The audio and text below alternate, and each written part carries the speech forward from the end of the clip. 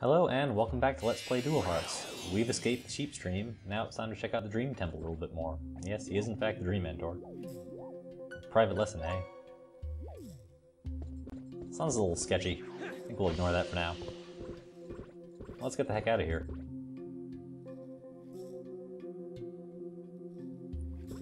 Yeah, thankfully they shortcut you directly out of the yellow Hall of Trial. You don't have to go through the 3 box rooms a second time. So this is the lobby of the Temple of Dreams. This looks suspiciously like a clue. Gee, I wonder. Yeah, okay, so Bumble's not as stupid as he looks. He at least knows that much. And there's the purple door and the blue door. Obviously we'll need the corresponding keys. I don't know why this platformer's here. I thought it was a teleporter out, but apparently it's just there for symmetry. This is the black room, presumably, or the white room. I don't know, since I don't have a game shark and action replay to clip through the walls, if there's some kind of dummy room back there, but we're not allowed to enter ourselves. Not sure what this is. It's got 9 slots, which I presume correspond to the holy instruments. Let's get the heck out of here. Not spend too much time worrying about some cube that I'm sure will never be relevant again for the rest of the game.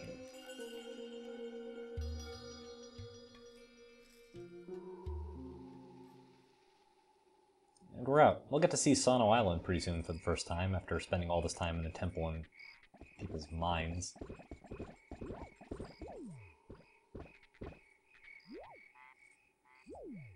Of course, yes, the person is the unusual thing, not the Baku or the sheep.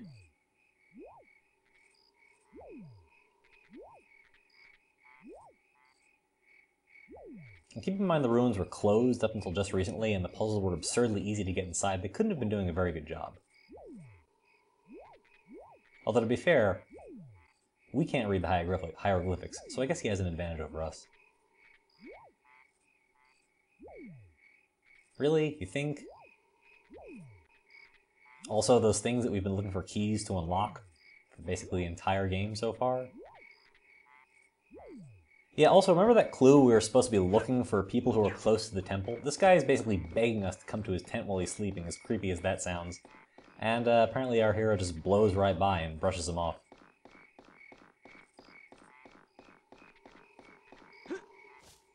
However... Hello? It's the exact same way that Yuri greeted us.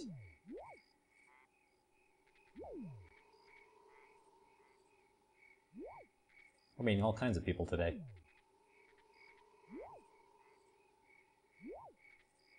Dream big, I guess. This is actually a subtle clue towards an optional side quest you can do on Sano Island. It's actually the only thing you can collect other than the unlockables over the course of the your progress through the hub world.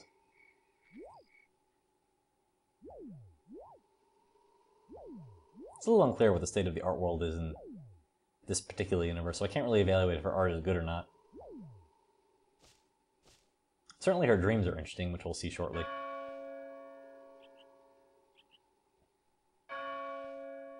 So yeah, even though Yuri is the first person we met who fulfills the criteria for a person who might be holding a dream key, apparently we're more interested in chasing after the cute girl. What's been stopping you up to this point? It's been following us the whole way.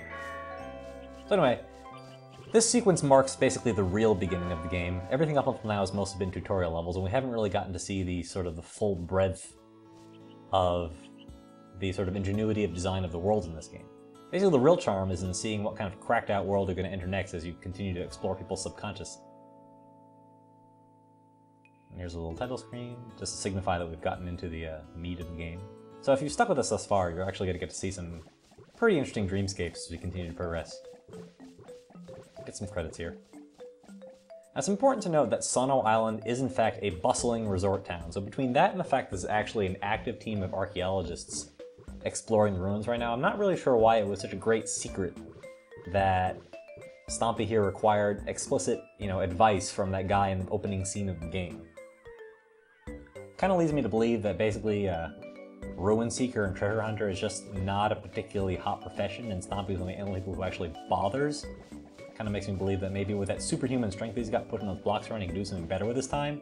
But this, of course, is coming from the perspective of someone who's currently talking into a microphone while watching a pre-recorded video of himself playing a video game in which other people are currently enjoying a bright sunny day outside, so I guess take any of my advice on what to do with your life with a grain of salt.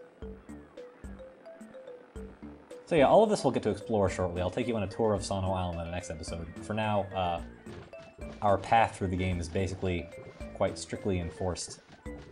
You'd think that in the course of a normal game we'd have the option to choose between Yuri and Florence's dream, but we're actually being funneled directly toward Florence. There's a doghouse, a windmill, a couple of houses. All of these contain island inhabitants, including these two creepy guys. I'm not really sure what's up with their headgear. And they are shocked by the sheep. Okay, that's at least one person who's actually surprised to see something other than a human being in this game. So that's a little bit encouraging to the the general sanity of this island's population.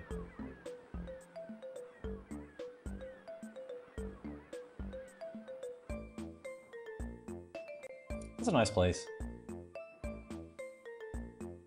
And there's Matrix again, and Atlas. Thank you for bringing us yet another fascinating and quirky Japanese RPG.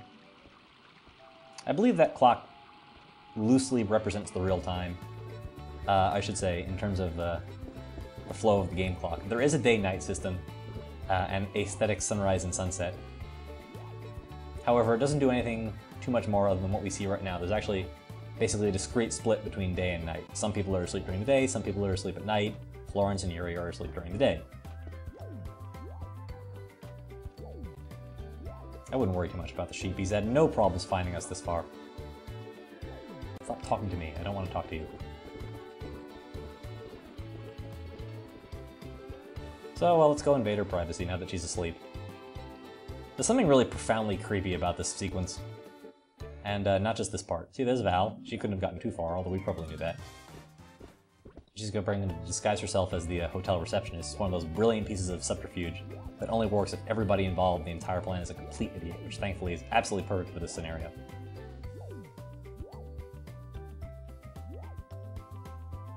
Nancy, that's a cute name, I guess. Of course, the whole room's being booked thing is a complete lie. We've got our stalker map right there, showing us that Florence is in room 201 on the lower left, so let's go check that out. Stompy claims to be bad with women in the opening cutscene with Val, but he has no compunctions apparently with invading someone's bedroom while they're sleeping and projecting himself into their subconscious. Bumble, of course, just wants to dance. Can't check out her art directly. She's clearly an abstract painter. Yes.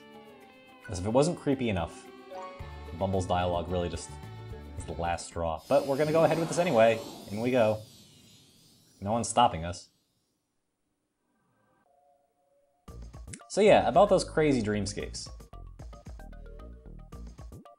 Florence's dream is pretty clearly inspired by a wide variety of abstract painters. She's got the melting clocks from Salvador Dali's Persistence of Memory, and she's got the insane waterfall typical of Escher paintings, along with a bunch of other stuff that I'll point out as we go around.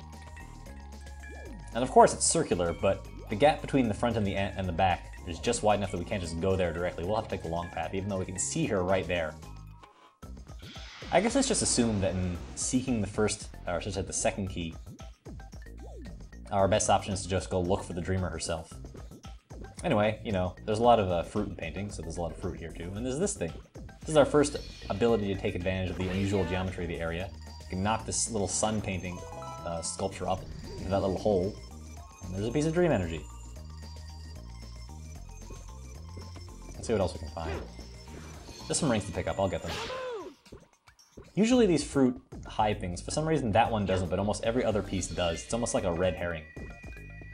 I believe you have to use the spear's charge attack. This one contains a piece of dream energy. You'll note that the longiness gets incredibly long while we're doing that spin attack. There's a point early in the game where it points out that the spear and the sheet and the sword seem to be perfectly tailored towards Stompy's hands. And in fact, it doesn't really make a difference. I think it's supposed to be foreshadowing. But in reality, since the weapons change side anyway, it doesn't really matter. Yeah, this is a bit of a staple in video games. The enemy you have to block to stun. It's actually pretty difficult to do this fight while there are two of them around, because one of them is liable to hit you while you're trying to hit the first one that you stunned. Also, this battle shows sort of the prevalence of combos, because you can only get one combo in before they automatically sort of revive themselves and become invulnerable to your attack skill. So while they take 3 hits, you can only deliver 2 at once because our weapons are currently level 2. If they had been at level 3, I think we would have been able to kill them in one shot. Let's heal again so we don't have to deal with that annoying sounds. I'll pick up that ring that's floating in the air a little bit. I guess it can be assumed that any enemy that Bumble points out by name, like these turtle faces, you can expect to see in a variety of other areas. The remainder of the enemies situated around this level are basically Essamon farming points for you. Check it out, we got a switch, in addition to the rest of the level game coming back. And a sheep. Of course there's a sheep here. Why wouldn't there be a sheep? In the meantime, let's check out the rest of the area. That apple respawns, even though it doesn't have anything inside it.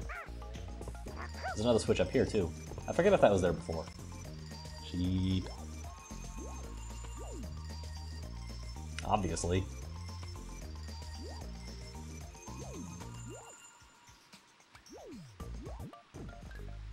Yeah, well, to be fair, he never has anything interesting to say most of the time, except for now. Megaton buns, another one, a lengthy string of ridiculously named ground pound attacks. Let's go check it out. Of course it costs 1 Asamon, because nothing's ever easy with this stupid Baku. You know this is a ladder in case we fall off that path. Everything activated with Megaton buns in this level is timed. But we don't want to use this one right now, we want to use this one. Obviously, the solution is always to get as far away from the beaten path as possible in an action RPG like this.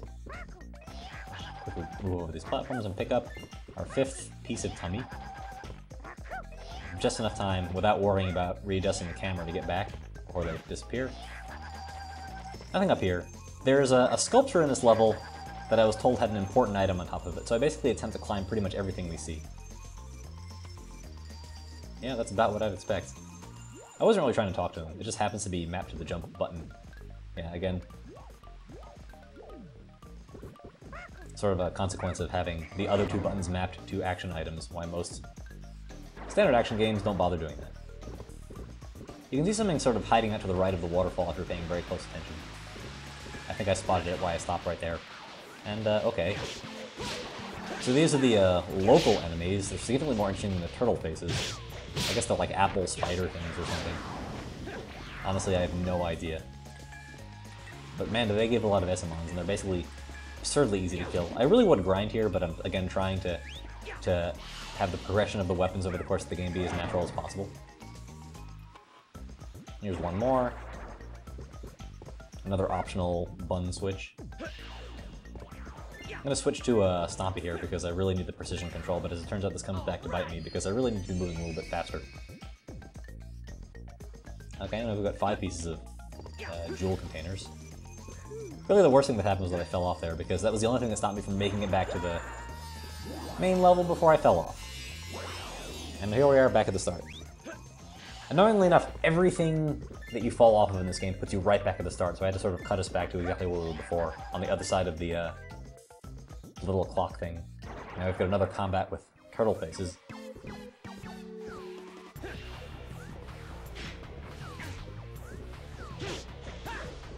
Nothing much to say here except that I'm getting a little bit more of the hang of this as we continue to go along.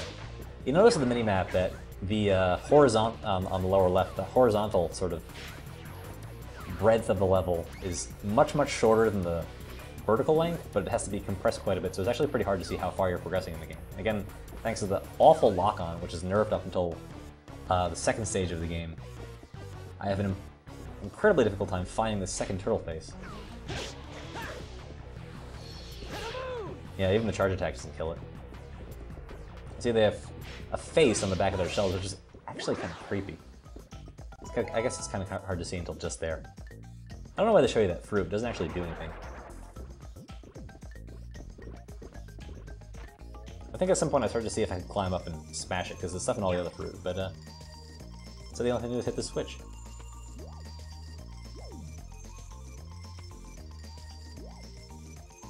Of course. Of course it only responds to sheep, and of course there's a sheep here. Why wouldn't there be a sheep? I don't seriously believe anything other than the fact that the sheep is just doing this for kicks. In any case, a puzzle. Surprisingly, no. Anyway, it's pretty clear what to do here, considering the theme of the level is, you know, the Megaton buns.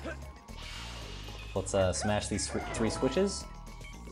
And as it turns out, we'll have to wait to see what this unlocks for tomorrow, because this is all the time we have today.